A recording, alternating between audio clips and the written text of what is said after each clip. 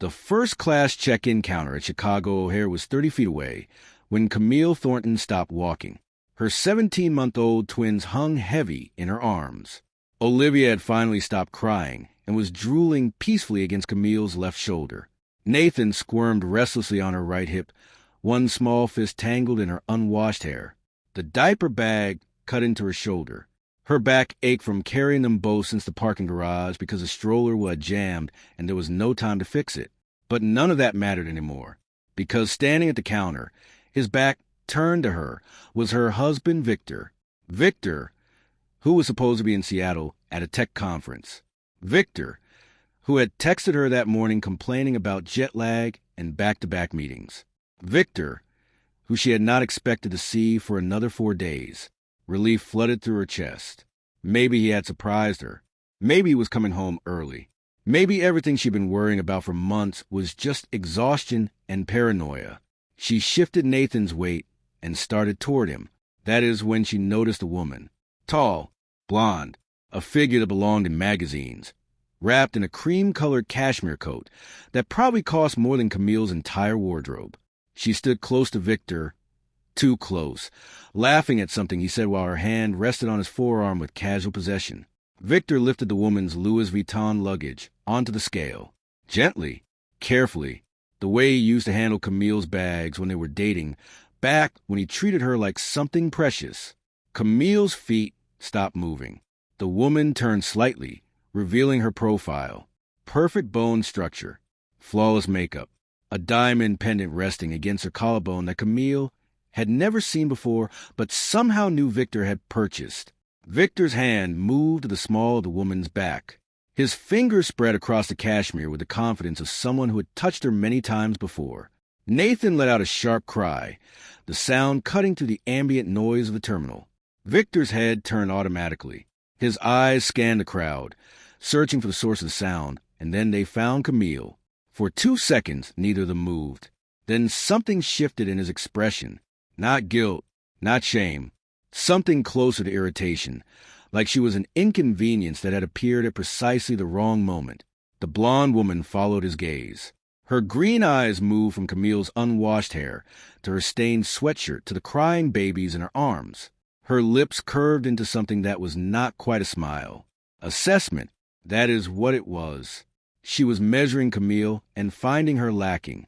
Victor turned back to the counter. He turned away from his wife and children like they were strangers making noise in a public space.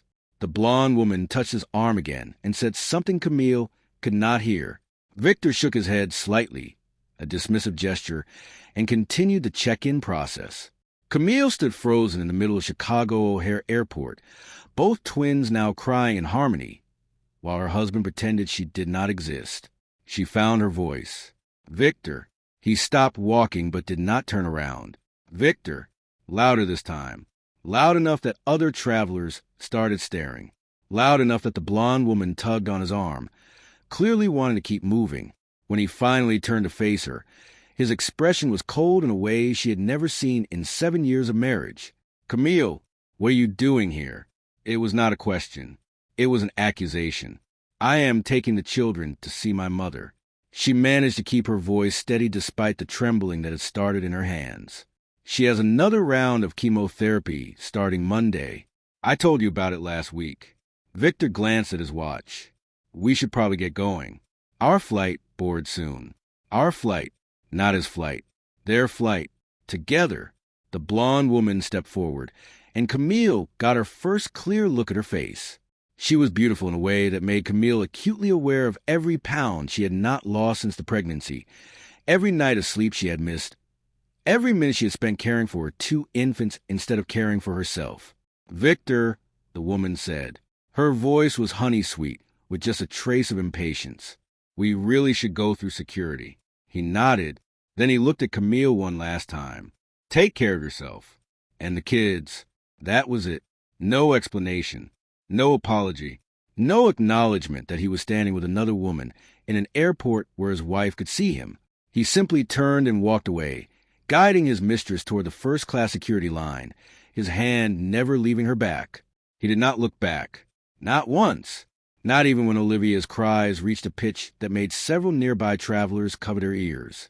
Camille stood there, paralyzed, watching her husband disappear with another woman. Other travelers floated around her like water around a stone. Some cast sympathetic glances at the overwhelmed mother with crying babies. Others looked annoyed at the noise. A flight attendant approached and asked if she needed help. Camille barely heard her. All she could see was Victor's hand on that woman's back, the intimate way they stood together, the dismissive turn of his shoulder when he saw his own children. Something cracked inside her chest. But beneath the devastation, something else was forming, something harder, something sharper. Victor had just made the biggest mistake of his life, and Camille was going to make sure he understood exactly how big. If you are new here and this story is already pulling you in, take a moment to subscribe to The Timeless Tale. We share stories like this every week.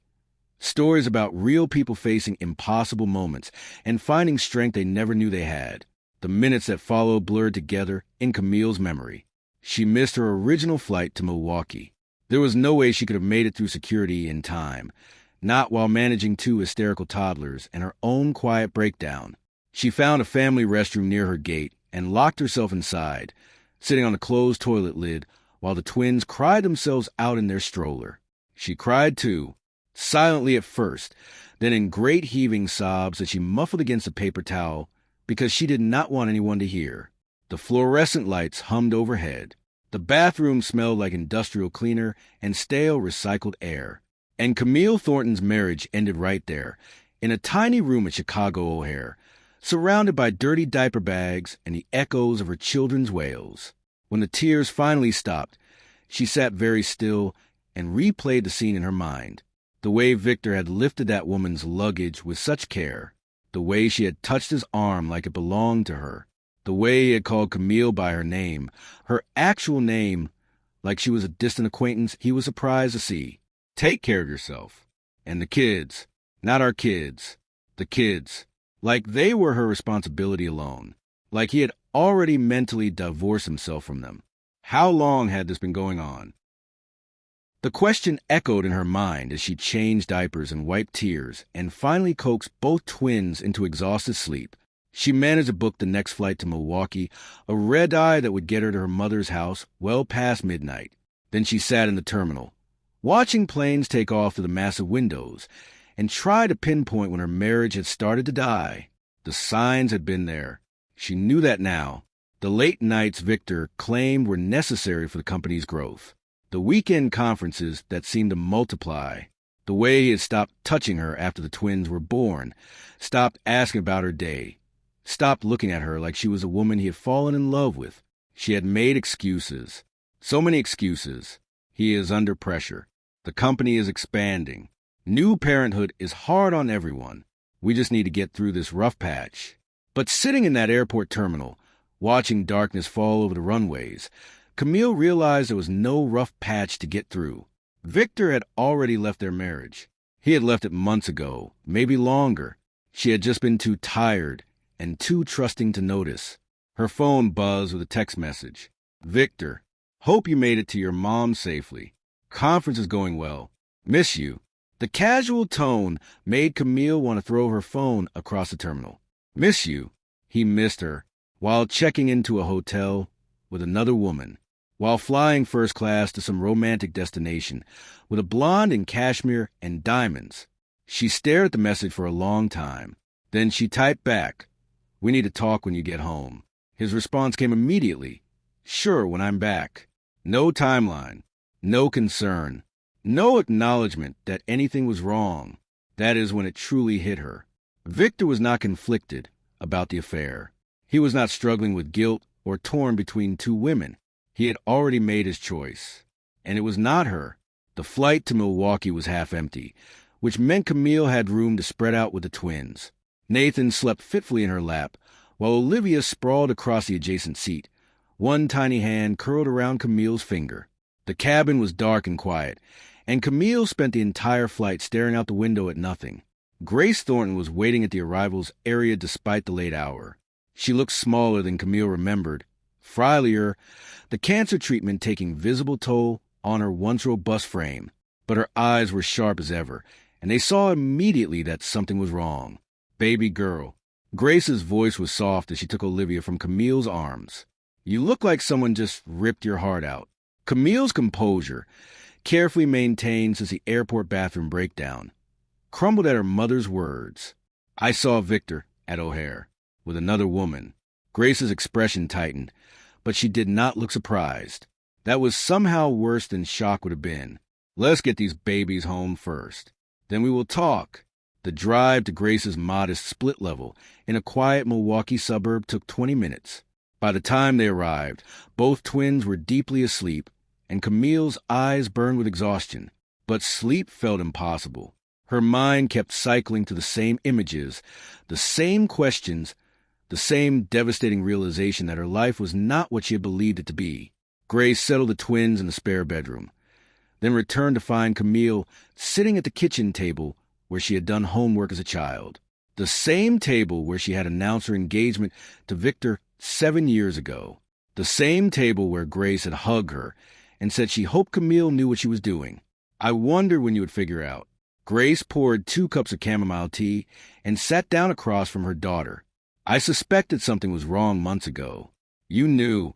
"I suspected. There is a difference." Grace wrapped her thin hands around her cup. "The way he started traveling more. The way he stopped asking about the babies when I called. The way his voice changed when he talked about you." "What do you mean, changed?" Grace was quiet for a moment. "When you two first got married, Victor talked about you like you were his partner, his equal. Somewhere along the way, that stopped. He started talking about you like you were someone he was managing, someone who needed to be handled rather than loved." The words cut deep because Camille recognized their truth.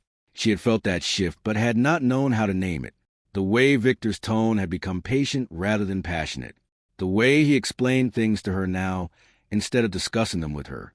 The way he made decisions about their life without consulting her, then presented them as done deals she should be grateful for. "Why did you not say something?"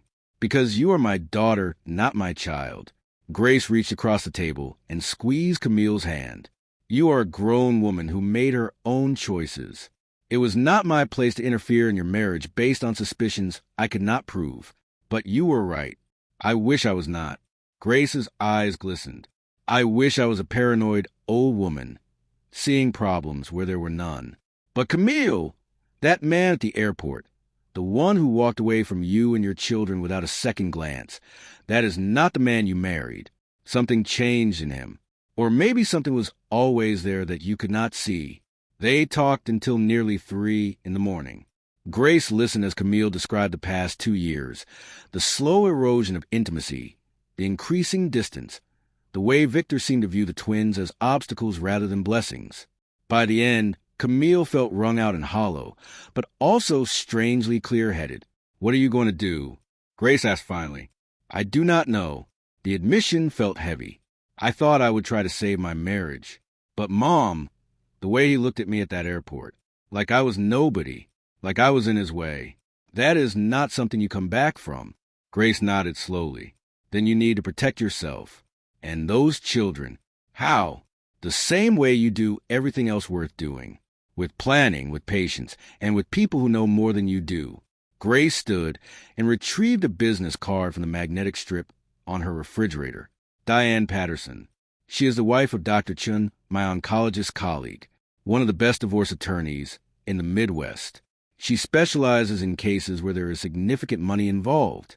Camille took the card. It felt heavier than a small piece of paper should. "I am not ready for this." "Ready or not, it is happening." Grace's voice was gentle but firm. "Victor showed you exactly who he is at that airport. Believe what you saw." That night, Camille lay awake in her childhood bedroom, staring at the glow-in-the-dark stars still stuck to the ceiling from when she was 12 years old. The twins slept peacefully beside her in the portable cribs Grace had borrowed from a neighbor. Nathan's breathing was soft and even. Olivia made small squeaking sounds in her sleep. These children deserved better than a father who could walk past them without a second glance. They deserved security and stability and love that did not come with conditions. Camille's phone glowed with another text from Victor. "Business dinner ran late. Heading to bed. Talk tomorrow. She did not respond.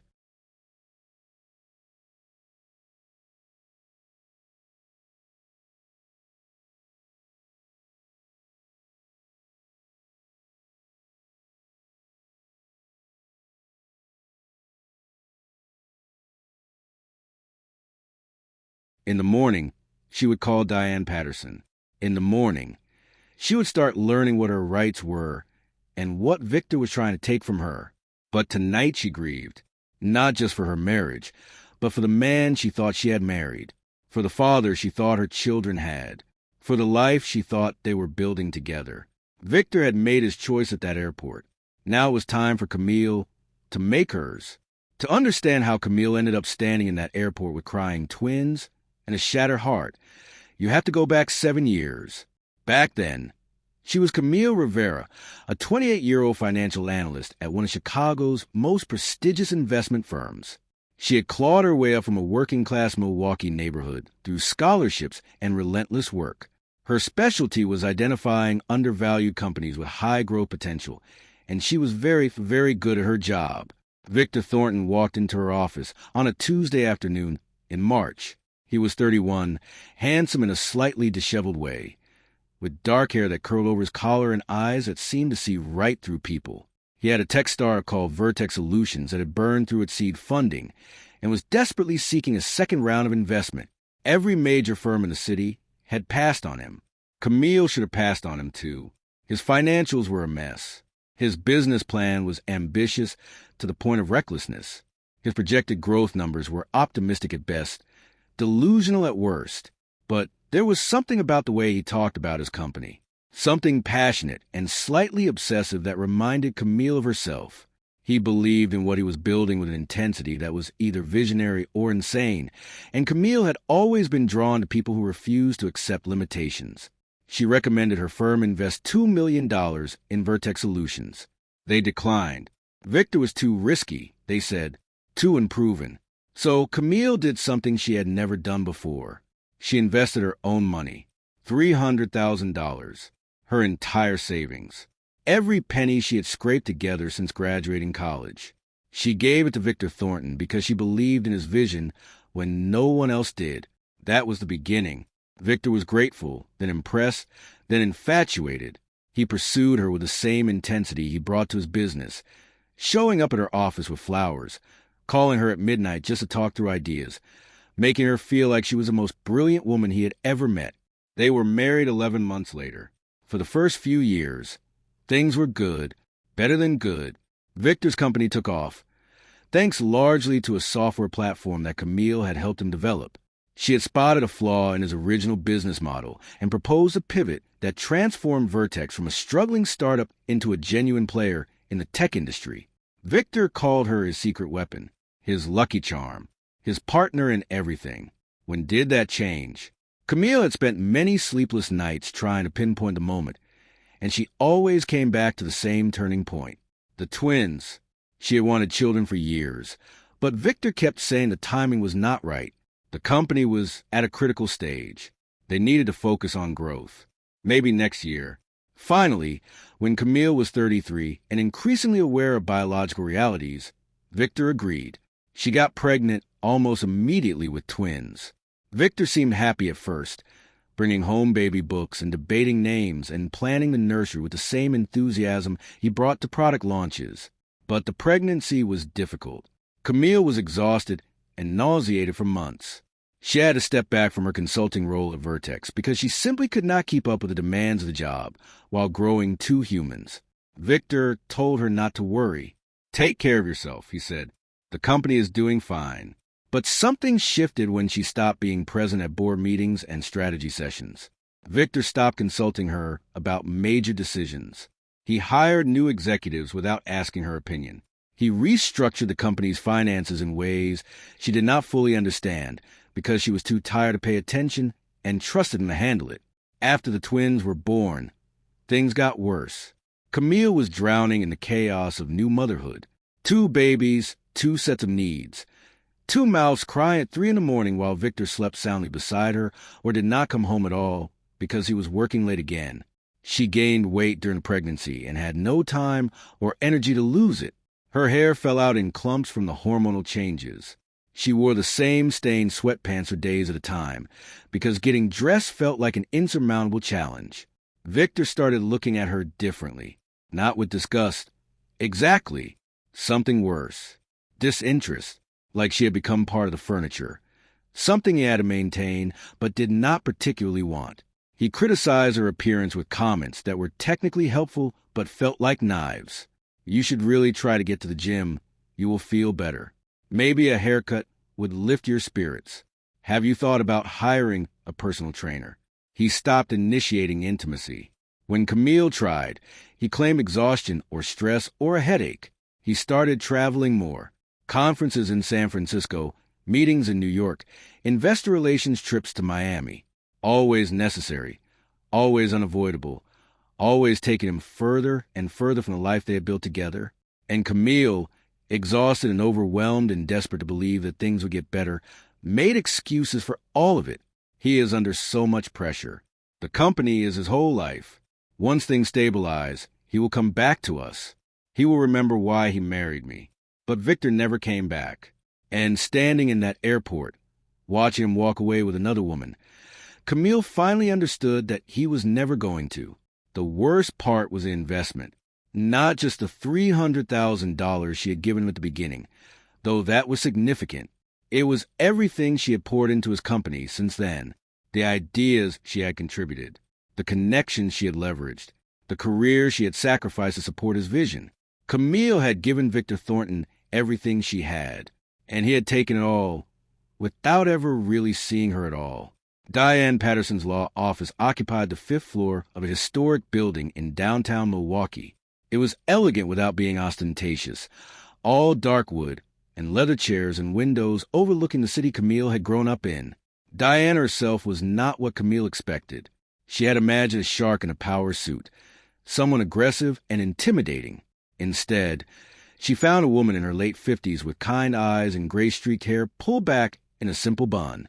She looked more like a favorite aunt than a legal predator. But there was something sharp beneath the warmth. Something that made Camille understand why Diane Patterson had never lost a major case. Your mother told me a little about your situation. Diane gestured for Camille to sit in one of the leather chairs facing her desk. But I would like to hear it from you. So Camille told her everything. The airport, the woman, Victor's dismissive response, the text demanding she sign documents she had not yet seen, the years of gradual dismissal that had preceded this moment. Diane took careful notes, asking clarifying questions that revealed decades of experience with cases exactly like this one. These documents your husband wants you to sign. Have you received them yet? Camille checked her phone. They came through this morning. I have not looked at them carefully. Good instinct. Let me see them. Camille forwarded the email, and Diane's printer hummed to life. For several minutes, the attorney read in silence, her expression growing grimmer with each page. This is what I was afraid of. Diane set down the papers and looked at Camille directly. Your husband is attempting to transfer the majority of his company's assets into a series of offshore trusts that he controls exclusively. If you sign these documents, you are giving up any legal claim to Vertex Solutions. But I helped build that company. I invested my own savings. I know, and that is exactly why he needs your signature. Diane pulled out another document, a printout she had prepared before the meeting. I did some preliminary research on Vertex Solutions after your mother called me. Your husband's company is currently valued at approximately $240 million. Camille felt the number hit her like a physical blow. She knew Victor was successful, but she had never paid attention to the exact figures. He handled all their finances, gave her a credit card with a reasonable limit, and never discussed a larger picture. $240 million. The number was incomprehensible. In Illinois, that company is community property. Diane continued. You are legally entitled to half of everything accumulated during your marriage. That includes the business, real estate, investment accounts, everything. Your share would be worth approximately $120 million. Camille could not speak. These documents would transfer that wealth out of your reach. By the time the divorce is finalized, you would receive the house, maybe some spousal support, but the real money would be gone, hidden in accounts you cannot access in countries that do not cooperate with American courts. He is trying to steal from me. That is exactly what he is doing. And the fact that he is pressuring you to sign quickly suggests he is planning to file for divorce very soon. He wants these assets protected before you have legal representation. Camille stared at the documents on Diane's desk. Pages and pages of legal language designed to strip her of everything she had helped create. There is something else. Diane's voice was carefully neutral. I had my team run a preliminary financial analysis on Vertex Solutions. There are some irregularities in the company's tax filings. Significant irregularities. What kind of irregularities? The kind that suggests money is being hidden from the IRS. Offshore accounts in the Cayman Islands. Shell companies in Delaware with no clear business purpose.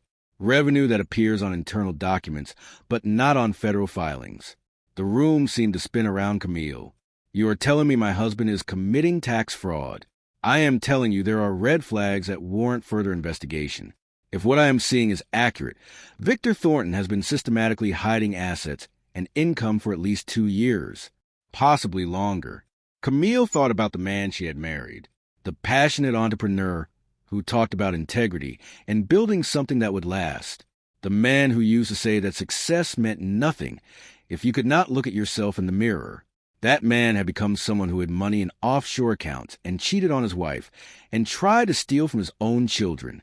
Or maybe that man had never really existed at all. What do I do? Camille asked. First, you do not sign anything. Second, we file for legal separation immediately to protect your interests. Third, we start gathering evidence. Diane leaned forward. I need to ask you something important. Camille, do you want to try to save this marriage? Or do you want to protect yourself and your children? A day ago, Camille would have said she wanted to save her marriage. She would have said she was willing to do anything to keep her family together. But sitting in that office, learning about Victor's deception and manipulation, she felt something shift inside her chest. I want to protect my children. Good. Because based on what I am seeing, your husband has no interest in saving anything. He is interested in ending this marriage on his terms, with his assets intact and his reputation protected. Diane walked Camille through the next steps. They would file for legal separation within the week. They would hire a forensic accountant to examine Vertex's financial records. They would document everything about the affair, including the woman's identity and any money Victor had spent on her. One more thing, Diane said as Camille prepared to leave. Do not let Victor know you have hired an attorney yet. The longer he thinks you are naive and compliant, the more evidence he might inadvertently give us. Camille left the law office feeling overwhelmed but strangely empowered. For the first time in months, she had a plan. She had someone fighting for her interests. Her phone rang as she walked to her car. Victor, did you get those documents I sent? Yes, they are very complicated. I am still reading through them. Camille, they are standard business paperwork. My attorney says spouses sign things like this all the time to protect the company from liability. The lie rolled off his tongue so easily that Camille wondered how many other lies she had believed over the years. I want to understand what I am signing. There is nothing to understand. Just sign them and send them back today. I have a major deal closing, and these documents are holding everything up. More pressure, more urgency. Exactly what Diane had warned her about. I will get them back to you soon. Today, Camille. I need them today. Soon. She hung up before he could respond. Her phone immediately rang again, but this time she did not answer. Let him wonder what was happening. Let him feel, for once, like he was not in complete control. That evening, while the twins napped in their borrowed cribs, Camille sat at her mother's kitchen table with her laptop and began researching Vertex Solutions. What she found made her stomach turn. The company had been accused of data privacy violations by 3 former clients. There were pending lawsuits alleging that Vertex had mishandled sensitive user information. Buried in a tech industry newsletter, she found a quote from Victor dismissing complaints as competitive sabotage from jealous rivals. She also found information about the woman from the airport. Her name was Renee Calloway. She had been Victor's girlfriend in college, a relationship that ended badly according to old social media posts Camille managed to dig up. 3 years ago, Renee had been hired as a consultant for Vertex Solutions. Her LinkedIn profile showed a steady rise through the company's ranks. 3 years. Victor had hired his college girlfriend 3 years ago. 6 months before Camille got pregnant. Was any of it real? The decision to have children. The promises about being a family. The life they were supposedly building together. Or had Victor been planning his escape from the very beginning, using Camille for her ideas and her money, and her support until something better came along? Camille looked through photos of Renee on various social media platforms. Beautiful, confident, the kind of woman who had never been invisible a day in her life. In several recent photos, Camille spotted jewelry she had never seen Victor purchase. A diamond bracelet, pearl earrings, the necklace from the airport. How much money had Victor spent on this woman, while Camille scraped together savings for the children's college fund? How many lies had he told while looking her in the eyes? Her phone buzzed with another text from Victor, still waiting for those documents. Getting frustrated. Camille deleted the message without responding. Let him be frustrated. He was about to learn what real frustration felt like when Diane's legal papers hit his attorney's desk. Grace appeared in the doorway, her thin frame wrapped in a cardigan despite the warm evening. Find anything useful. His girlfriend. Camille turned the laptop screen so her mother could see. Renee Calloway.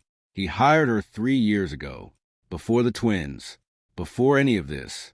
He has been planning this for years, Mom. Grace studied the photo for a long moment. Then she sat down across from Camille and took her hand. I need to tell you something. Something I should have said a long time ago. What? When you told me you were investing your savings in Victor's company, I had reservations. Not about the business. About him. Camille felt her chest tighten. Why did you not say anything? Because you were so happy. Because you believed in him. Because I thought maybe I was being an overprotective mother who could not accept that her daughter had found someone to love. Grace's eyes glistened. But I saw things, Camille. The way he talked about people who could not help him. The way he calculated every relationship based on what it could give him. He was charming, but there was something underneath the charm that worried me. You think he never really loved me. I think Victor loves Victor. Grace's voice was gentle but honest. I think he loved what you could do for him. Your intelligence, your connections, your willingness to sacrifice everything for his dreams. But that is not the same as loving you. The words should have hurt, but they felt more like clarity. Camille had suspected the same thing for months, but had been too afraid to admit it to herself. What about the children? Camille asked, does he love them? Grace was quiet for a long moment.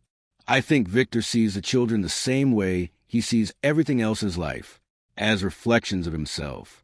He loved the idea of having a family, because it made him look successful, but when the reality of parenthood turned out to be difficult and demanding, he lost interest, because they needed something from him instead of giving something to him. Exactly. Camille looked toward the bedroom where Olivia and Nathan were sleeping. These children were going to grow up knowing the truth about their father. They would understand that he had chosen money and another woman over them, that he had walked past them without a second glance. But they would also know that their mother had fought for them, that she had been strong enough to protect them when no one else would. Victor thinks I am too weak to fight back. Camille said, he thinks I am too tired and too overwhelmed to pay attention to what he is doing. Grace squeezed her hand. Then he is about to discover how wrong he is. That night, Camille made a decision. She would not just survive this divorce. She would win it, not for revenge, though that motivation flickered somewhere in the back of her mind, but for Olivia and Nathan, for the future they deserved, for the example she wanted to set about what it meant to stand up for yourself when someone tried to take everything you had. Victor had underestimated her from the moment they met. He had seen her as useful, then as convenient, then as an obstacle to be removed. He had never seen her as an equal. He had never understood that the same intelligence and determination that had made her valuable to him could also make her dangerous. He was about to learn. If this story has you hooked and you want to see what happens next, make sure to subscribe and hit that notification bell. 3 days after meeting with Diane Patterson, Camille returned to Chicago. The twins stayed with Grace. who insisted she was strong enough to manage them despite the chemotherapy fatigue that left her napping most afternoons. Camille did not want to leave them, but she needed to gather evidence while Victor was still traveling. According to his latest text, he would not be home for another week, a convenient extension of his supposed business trip. The house felt different when Camille walked to the front door. It was the same 4-bedroom colonial in the leafy North Shore suburb they had moved into 3 years ago. The same carefully chosen furniture, the same artwork on the walls, the same family photos arranged on the mantel above the fireplace. But now Camille saw it all through different eyes. This was not a home. It was a stage set, a carefully constructed image of the perfect family life that Victor presented to the world while building something entirely different behind the scenes. She started in his home office. Victor had always discouraged her from spending time in this room. Too boring, he said. Too cluttered with business papers that would only confuse her. Now she understood why he wanted her to stay away. The filing cabinets were locked, but Camille found the key in the same hiding spot Victor had used for years, taped under his desk drawer. Some habits never changed, even for a man who thought he was smarter than everyone around him. What she found inside made her hands shake. Bank statements for accounts she had never known existed. Credit card bills showing purchases at jewelry stores, high-end restaurants, luxury hotels, all from the past 18 months. All clearly not for Camille or the children. One receipt made her stomach lurch. A $12,000 necklace from Cartier, purchased 6 days after Olivia said her first word. While Camille had been celebrating their daughter's milestone with a homemade video and happy tears, Victor had been buying expensive jewelry for his mistress. But the financial infidelity was just the beginning. Deeper in the files, Camille found correspondence with banks in the Cayman Islands, account numbers and routing information for shell companies she had never heard of, investment records showing money being moved systematically out of the country in amounts that made her head spin. Victor was not just hiding assets from their divorce. He was hiding them from the federal government. Camille photographed everything with her phone, following Diane's instructions to document but not remove any evidence.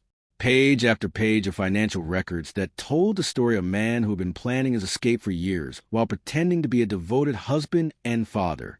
She moved Victor's laptop bag, which he had left behind in favor of a newer model. Inside, she found something that changed everything. A burner phone. It was a cheap prepaid model, the kind you could buy at any convenience store and activate anonymously. When Camille turned it on, she found hundreds of text messages between Victor and Renee. The messages were explicit, intimate, dating back 14 months. But more damaging than the sexual content were the conversations about Camille and the children. She is too exhausted from the babies to notice anything. Victor had written, "Perfect timing for us to figure out our next steps." Renee's response made Camille's blood run cold. "Poor thing. Does she really think you are still in love with her? I keep her comfortable enough to stay quiet." Victor had replied, "Once the asset transfers are complete, I will file the papers. She will get the house and some support, but the real money stays with me." Camille read through message after message, her anger building with each exchange. They discussed her like she was a business problem to be managed. They joked about her weight gain, her exhaustion, her naivety. They made plans for vacations and business ventures, and a future that Camille was never supposed to be part of. The most recent messages were from just 4 days ago. "My lawyer says if she signs the documents this week, we are in the clear." Victor had written, "She trusts me completely. Always has. That is what I love about you." Renee responded, "You always know how to get what you want." Camille screenshot every message. Her hands were steady now. The initial shock transformed into something colder and more focused. Victor had underestimated her completely. He thought she was weak, dependent, easily manipulated.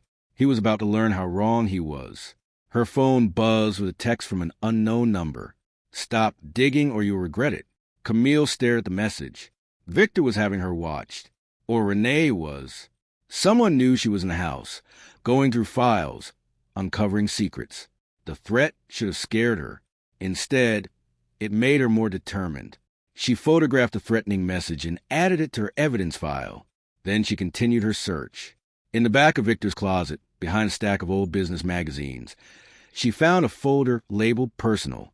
Inside were documents that Diane had specifically mentioned looking for.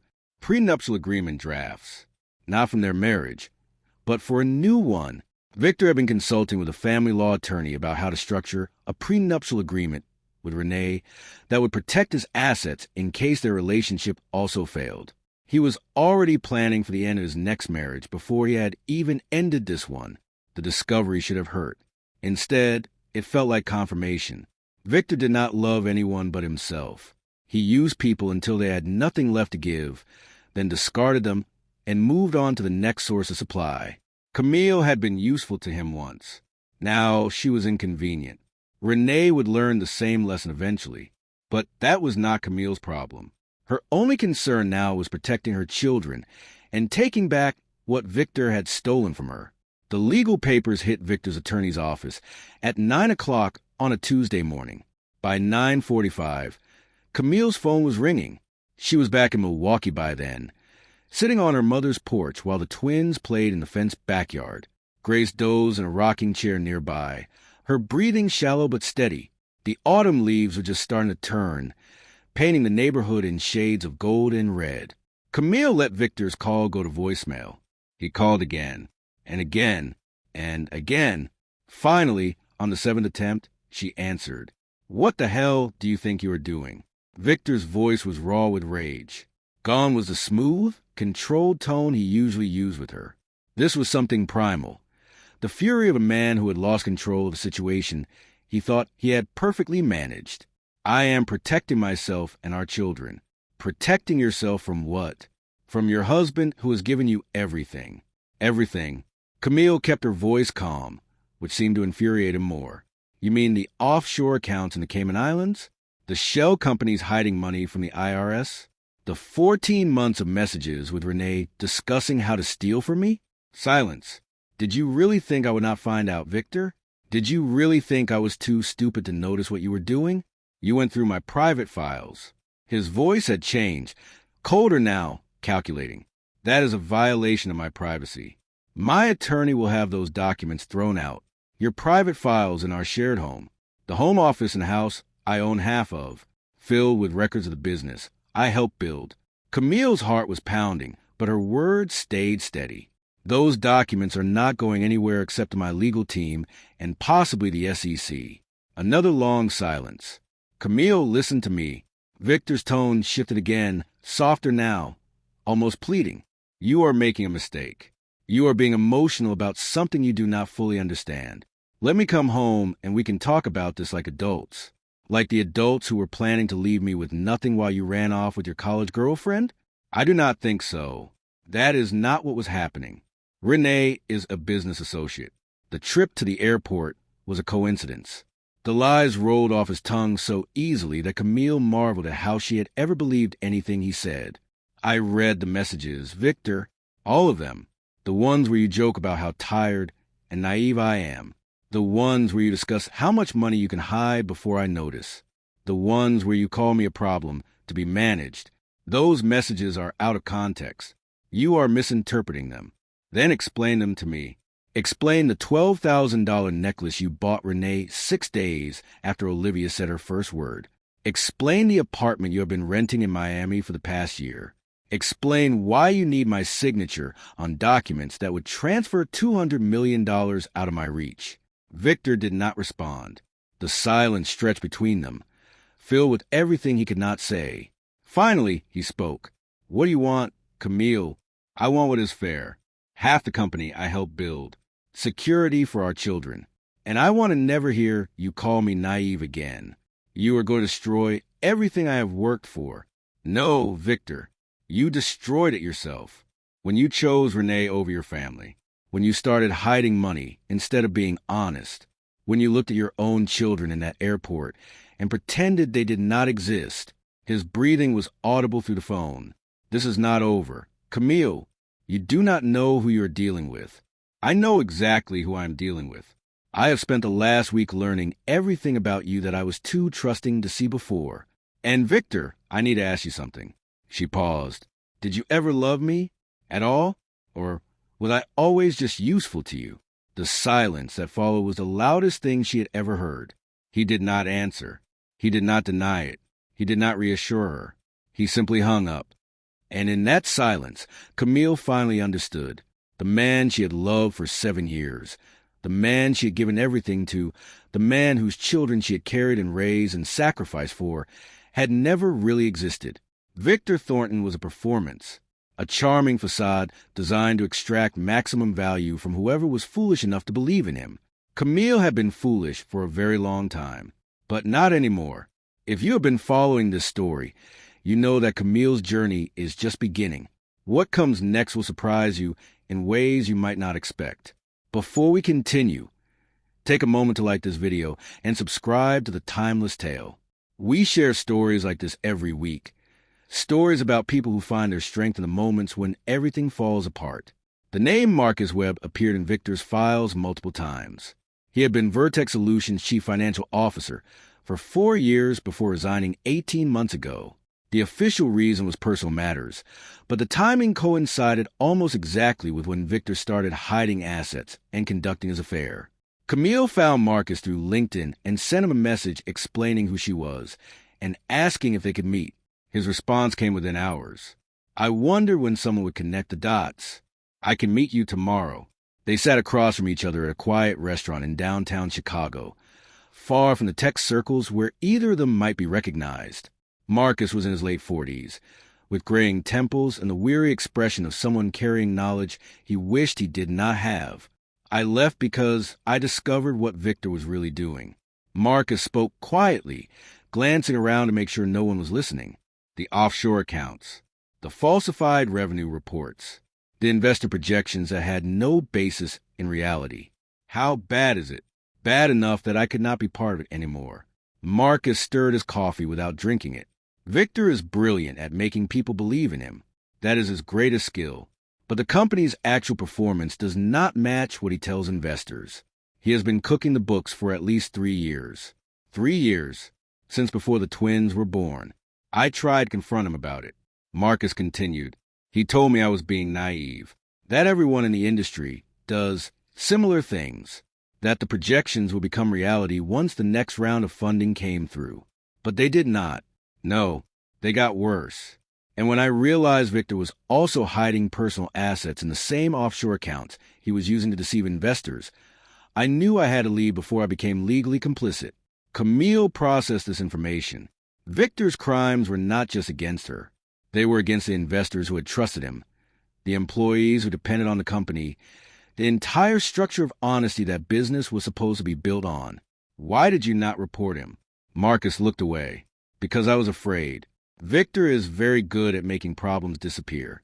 People who cross him tend to have their reputations destroyed, their careers ended. I had a family to protect. But you are willing to talk to me now, because you are his wife, because you are the mother of his children, and because I watched Victor become someone I did not recognize over the past few years." Marcus finally met her eyes. "I liked you, Camille, when you used to come to company events. You were always the most genuine person in the room. Victor did not deserve you." The unexpected kindness made Camille's throat tighten. "I have documentation," Marcus said. "Emails, financial records, internal memos. Everything I saved before I left because I knew this day would come eventually. I can give them to your legal team." "Why would you help me? You barely know me." Marcus was quiet for a moment. "When I first started working with Victor, he talked about you constantly. How brilliant you were. How much he owed you. He said you were the best thing that ever happened to him." He paused. Somewhere along the way, he forgot all of that. He forgot that you were a person and started treating you like an asset, like something he owned. And that bothered you. It reminded me of my own marriage. My first wife and I divorced because I was too focused on work to see her as a person anymore. By the time I realized what I was doing, it was too late. Marcus shook his head. I could see Victor making the same mistake, only worse. He was not just neglecting you. He was actively planning to destroy you. Camille did not know what to say. "Your children deserve better." Marcus continued. "You deserve better. If my documentation can help make that happen, then at least something good will come from those 4 years I spent enabling Victor's worst impulses. They talked for another hour. Marcus explained the full scope of Victor's financial manipulation, the fake revenue projections, the hidden losses, the investor money that had been diverted to personal accounts. The SEC would be very interested in all of it. By the end of the meeting, Camille had a new ally and a much clearer picture of who her husband really was. Victor Thornton was not just a cheater. He was a fraud, and his house of cards was about to collapse. The investigation took 3 weeks to reach critical mass. During that time, Camille watched from a distance as Victor's world began to crumble. Investors started asking questions about the company's financials. Board members demanded explanations for discrepancies that had suddenly come to light.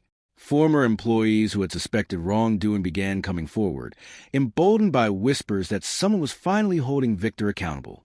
And Renee Calloway, the woman Victor had thrown away his family for, began distancing herself from him. Camille learned this through Lauren, a mutual friend who still traveled in Victor's social circles. Renee was telling people that her relationship with Victor was purely professional, that any rumors of an affair were malicious gossip spread by his estranged wife.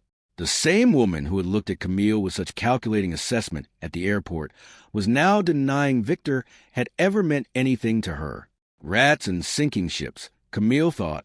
Victor made one final attempt to stop what was coming. He showed up at Grace's house in Milwaukee, unannounced, on a Thursday afternoon.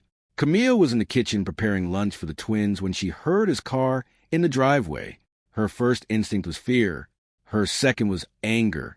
By the time Victor knocked on the door, she had composed herself enough to face him. He looked different than she remembered. Smaller. Somehow, the confident swagger that had always characterized him was replaced by something desperate and diminished. "Camille, we need to talk. You should have called first. Would you have answered?" "No." Victor glanced past her into the house. "Can I come in? The twins are napping. I do not want to disturb them. They are my children, too." "Are they?" Camille did not move from the doorway, because at the airport, you seemed pretty determined to pretend they did not exist. Victor's jaw tightened. "That was a mistake. I was caught off guard. I did not handle it well. You walked away from your 17-month-old babies without a second glance. You told your mistress that we were nobody. Renee is not my mistress. We are business associates who happen to be traveling to the same conference. Stop lying, Victor. I have read every message you sent her. I know about the apartment in Miami. I know about the prenuptial agreement you were drafting for when you marry her." For a moment, Victor's mask slipped. Raw fury flashed across his features before he controlled it. "You had no right to go through my personal files. And you had no right to steal from me, or commit tax fraud, or lie to every investor who trusted you with their money." Victor took a step closer. His voice dropped to something low and dangerous. "You need to stop this, Camille. You need to drop the legal action and sign those documents I sent you. If you do not, things are going to get very ugly very fast." "Are you threatening me?" "I am telling you how this works. I have connections you cannot imagine. Lawyers, judges, people who owe me favors. I can make your life very difficult if you force my hand." Camille met his eyes without flinching. "And I have documentation of federal crimes that would send you to prison for a decade. I have a forensic accountant who has traced every dollar you hid in the Cayman Islands. I have former employees ready to testify about falsified financial reports." Victor's expression flickered. "So here is how this actually works, Victor. You can cooperate with the divorce proceedings, agree to a fair settlement, and maybe salvage something of your reputation. Or you can fight me, and I will make sure every crime you have ever committed becomes public record." The silence between them stretched for what felt like hours. "You would not do that," Victor said finally. "You would not destroy the father of your children like that."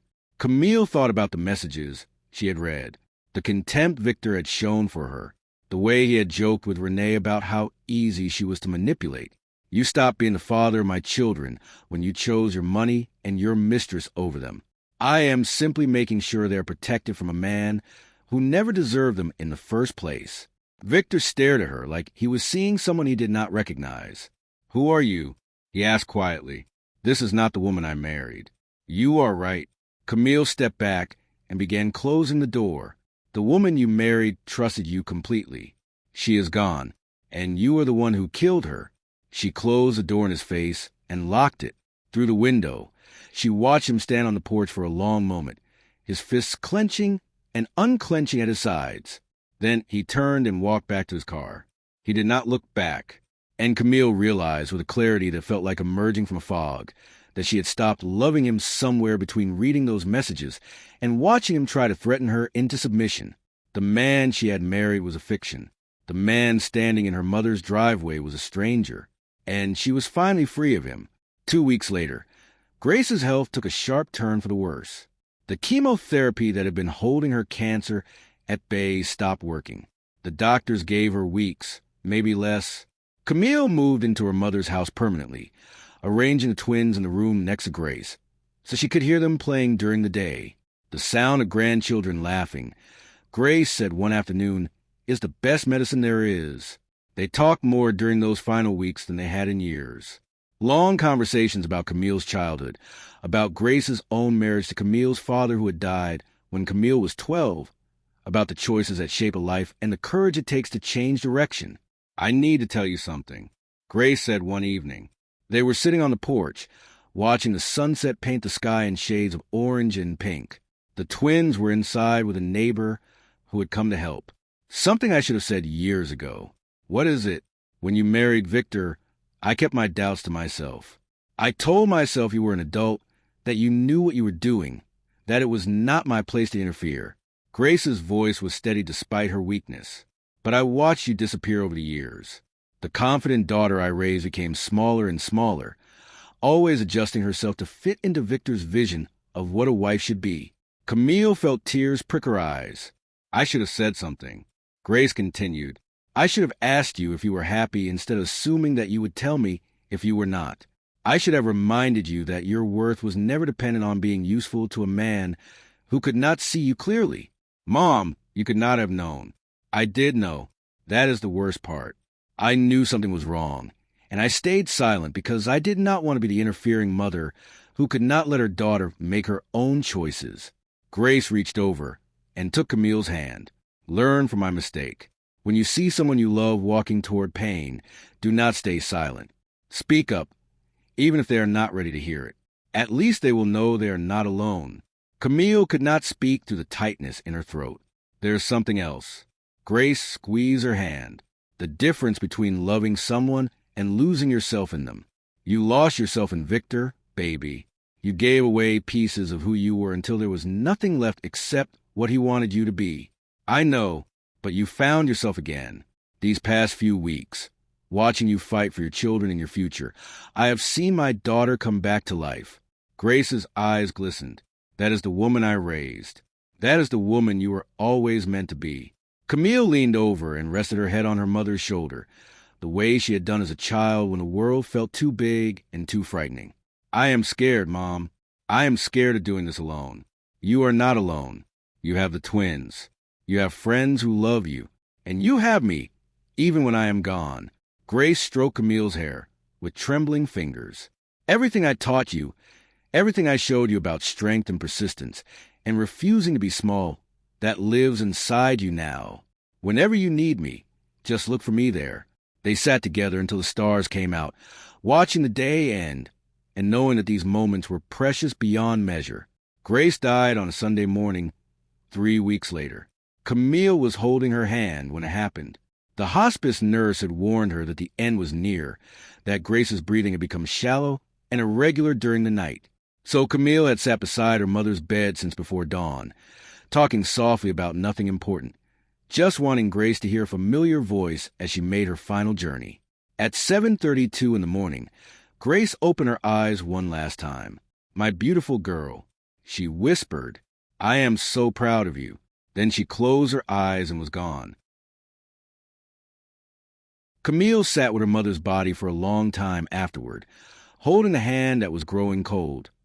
Try to memorize every detail of Grace's face, the lines that told the story of her life, the silver hair that had once been as dark as Camille's own, the peaceful expression that death had given her after months of pain.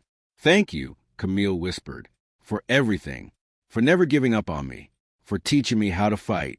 She kissed her mother's forehead one final time.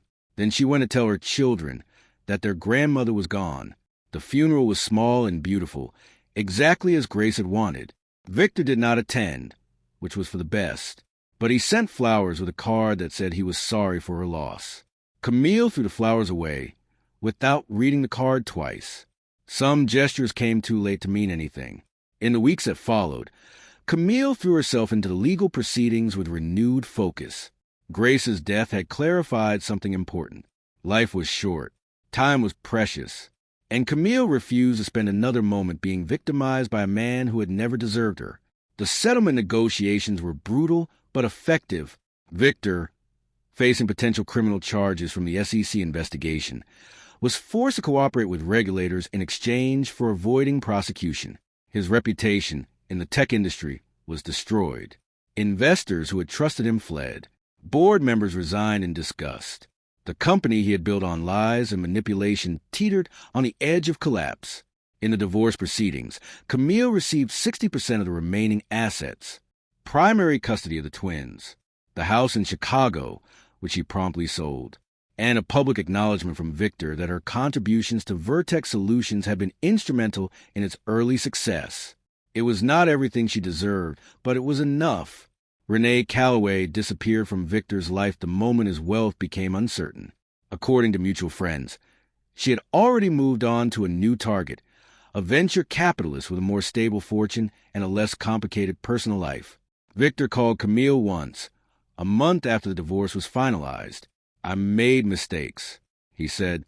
"I know that now. Maybe someday we can talk about what happened. Maybe someday you can forgive me." Camille listened to his voice, searching for any trace of the man she had fallen in love with 7 years ago. She found nothing but emptiness. Forgiveness is for the people who earned it, Victor. You never even tried. She hung up and blocked his number. Some chapters, once closed, needed to stay that way. 1 year later, Camille stood on the deck of her new house in Milwaukee, watching the twins chase fireflies in the backyard. The house was modest compared to the one she had shared with Victor. 3 bedrooms, a small yard, a quiet neighborhood full of families and children. But it was hers. Completely, entirely hers. No one else's name was on the deed. No one else's vision had shaped it. Every piece of furniture, every color on the walls, every plant in the garden had been chosen by Camille alone. Olivia caught a firefly in her cupped hands and ran to show her mother, giggling with delight. Nathan followed close behind, demanding to see, always wanting to be part of whatever his sister was experiencing.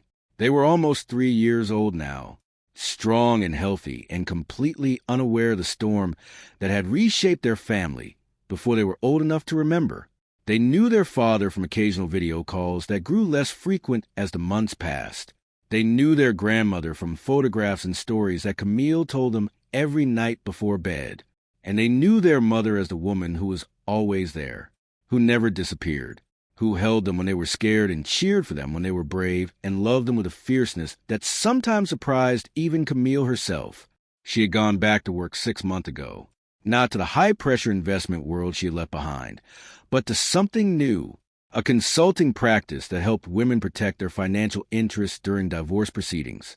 She used everything she had learned from her own experience to guide other women through the process of reclaiming their lives. The irony was not lost on her. Victor had taught her more about financial manipulation than any business school ever could. Now she used that knowledge to protect other women from men exactly like him. Her phone buzzed with a text from her friend Lauren. "Saw Victor at a tech event last week. He looked terrible. Lost about 20 pounds, and his hair is going gray. Asked about you and the twins." Camille read the message and felt nothing. Not satisfaction, not vindication, not even curiosity. Just emptiness where all that pain used to be. She typed back, "Hope he finds whatever he is looking for." Then she put down the phone and went to join her children in the yard. The fireflies flickered like tiny stars, and Olivia squealed with joy as another one landed on her outstretched finger. Nathan tried to catch one himself, his small face scrunched in concentration. The evening was warm and soft, The kind of perfect summer night that feels like a gift. Camille thought about her mother, about the strength Grace had shown in her final months, about the wisdom she had shared and the love she had given without conditions or limitations. Everything I taught you lives inside you now. It did. Camille felt it every day, in the way she handled challenges, in the way she advocated for her children, in the way she refused to let anyone make her feel small ever again. She had lost so much in the past 2 years. Her marriage, her mother, her illusions about the man she had trusted with her heart. But she had gained something more valuable than all of it combined.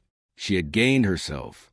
The woman who stood in that backyard, watching her children play in the fading light, was not the same woman who had stood frozen in Chicago O'Hare Airport with crying babies and a shattered heart. That woman had been defined by her relationship to someone else, by her usefulness to Victor's vision, by her willingness to make herself smaller so that he could feel larger. This woman was defined by nothing except her own choices, and she had chosen to survive, to fight, to build something beautiful from the wreckage of everything she had lost. Nathan ran over and crashed into her legs, wrapping his small arms around her knees. "Mama, look!" He pointed at the fireflies dancing through the twilight. "Magic." Camille lifted him onto her hip and kissed his forehead. "Yes, baby. Magic." Olivia joined them, pressing against Camille's other side, her small hand finding her mother's and holding on tight. The three of them stood there together, watching the fireflies light up the darkness, and Camille felt something she had not felt in years. Peace. Complete, uncomplicated peace. Whatever came next, she would handle it. Whatever challenges arose, she would face them. Whatever storms appeared on the horizon, she would weather them with the strength her mother had taught her and the love her children had given her. She was not afraid anymore. Victor had thought he could discard her like something worthless. He had thought she would crumble without him, that she was nothing without his money and his status and his carefully constructed image of success. He had been wrong about everything. Camille Thornton had walked through fire and emerged not broken, but forged, stronger than she had ever been, more certain of herself than she had ever imagined possible. And she had only just begun. The fireflies danced on, oblivious to the human drama unfolding beneath them. The summer night wrapped around the little family like a warm embrace.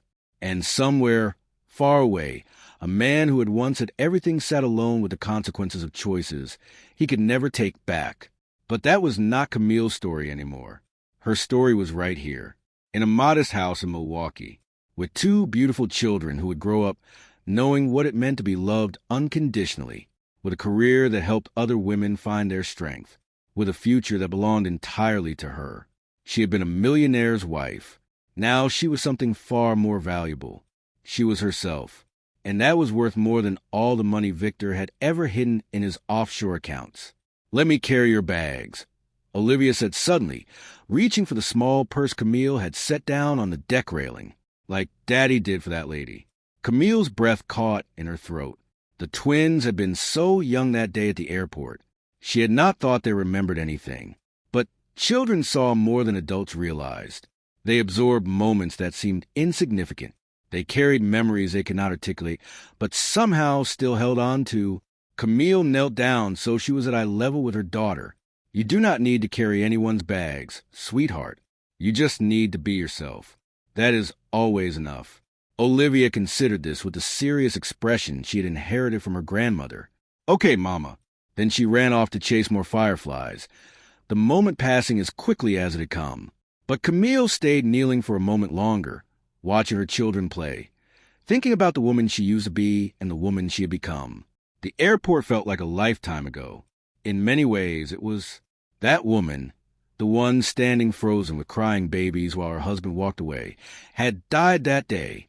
She had died slowly over following months as Camille uncovered the truth about her marriage and fought to protect her children. But from that death had come something unexpected. Rebirth. Camille stood up, brushed off her knees, and walked into the yard to join her children. The past was finished. The future was waiting. And for the first time in years, Camille Thornton was ready to meet it. Thank you for joining us for this story on The Timeless Tale. If it moved you, If it made you think about strength and resilience and the courage it takes to start over, please share it with someone who might need to hear it. Subscribe to our channel for more stories like this one. Stories about people who face their darkest moments and discover light they never knew they had. Your support means everything to us. Until next time, remember that your worth is never determined by how others treat you. It is determined by how you treat yourself.